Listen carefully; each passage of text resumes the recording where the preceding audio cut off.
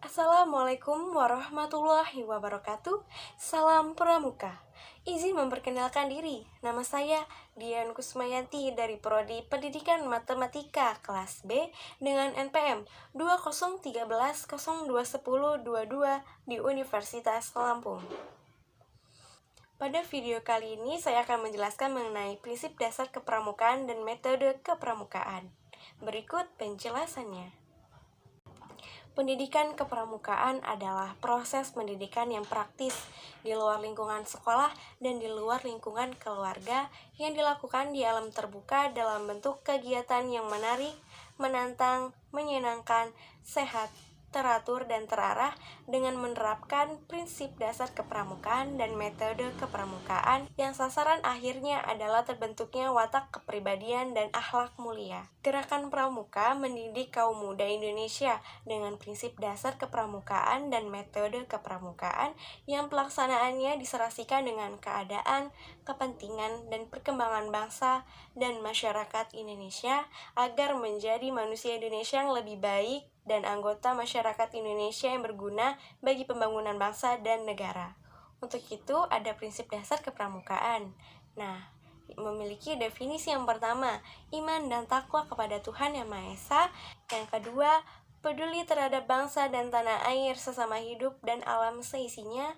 Ketiga, peduli terhadap diri pribadi. Dan yang keempat, yaitu taat kepada kode kehormatan pramuka. Selanjutnya, prinsip dasar kepramukaan merupakan sebagai norma hidup di dalam anggota gerakan pramuka, ditanamkan dan ditumbuh kembangkan kepada setiap peserta didik melalui proses penghayatan dan oleh untuk diri pribadi dengan bantuan para pembina, sehingga pelaksanaan dan pengalamannya dapat dilakukan dengan inisiatif sendiri, penuh kesadaran, kemandirian, kepedulian, tanggung jawab, serta keterikatan moral, baik sebagai pribadi maupun sebagai anggota masyarakat. Yang ketiga, pada hakikatnya anggota gerakan pramuka wajib menerima prinsip dasar kepramukaan dalam arti yang pertama, menaati perintah Tuhan Yang Maha Esa dan menjauhi larangannya, serta beribadah sesuai tata cara dari agama yang dipeluknya. Kedua, memiliki kewajiban untuk menjaga dan melestarikan lingkungan sosial, memperkokoh persatuan, serta menerima kebinekaan dalam negara kesatuan Republik Indonesia. Ketiga, memerlukan lingkungan hidup yang bersih dan sehat, agar dapat menjunjung dan memberikan kenyamanan dan kesejahteraan hidup. Dan karenanya, setiap anggota gerakan pramuka wajib peduli terhadap lingkungan hidup dengan cara menjaga, memelihara, dan menciptakan kondisi yang lebih baik. Yang keempat, mengakui bahwa manusia tidak hidup sendiri, melainkan hidup bersama, berdasarkan prinsip peri kemanusiaan yang adil dan beradab dengan makhluk lain ciptaan Tuhan, khususnya dengan sesama manusia. Yang terakhir, yang kelima, memahami prinsip diri pribadi untuk dikembangkan dengan cerdas guna kepentingan masa depan bermasyarakat, berbangsa, dan bernegara. Selanjutnya yaitu ada metode kepramukaan, yaitu suatu cara memberikan pendidikan watak kepada peserta didik melalui kegiatan kepramukaan. Pendidikan kepramukaan merupakan proses belajar mandiri yang progresif bagi kaum muda untuk mengembangkan diri pribadi seutuhnya, meliputi aspek mental, moral, spiritual, emosional, sosial, intelektual, dan fisik. Baik bagi individu maupun sebagai anggota masyarakat, maka dibutuhkan suatu metode atau ketentuan khusus yang kita sebut dengan metode kepramukaan. Metode kepramukaan pada hakikatnya tidak dapat dilepaskan dari prinsip dasar kepramukaan yang keterkaitannya keduanya terletak pada pelaksanaan kode kehormatan pramuka. PDK atau prinsip dasar kepramukaan dan MK atau metode kepramukaan harus dilaksanakan secara terpadu. Keduanya harus berjalan seimbang dan saling melengkapi.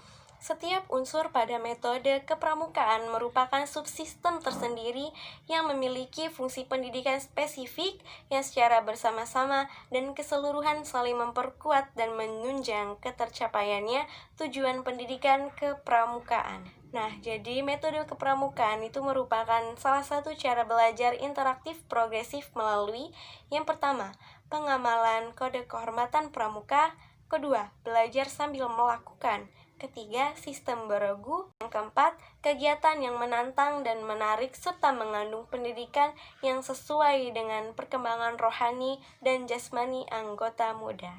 Selanjutnya yang kelima, yaitu kegiatan di alam terbuka. Yang keenam, kemitraan dengan anggota dewasa dalam setiap kegiatan. Ketujuh, sistem tanda kecakapan. Kedelapan, sistem satuan terpisah untuk putra dan untuk putri. Dan yang terakhir yang kesembilan, yaitu kiasan dasar. Berdasarkan penjelasan yang telah saya jelaskan memiliki kesimpulan, yaitu prinsip dasar kepramukaan dan metode kepramukaan itu merupakan ciri khas yang membedakan kepramukaan dari pendidikan lainnya.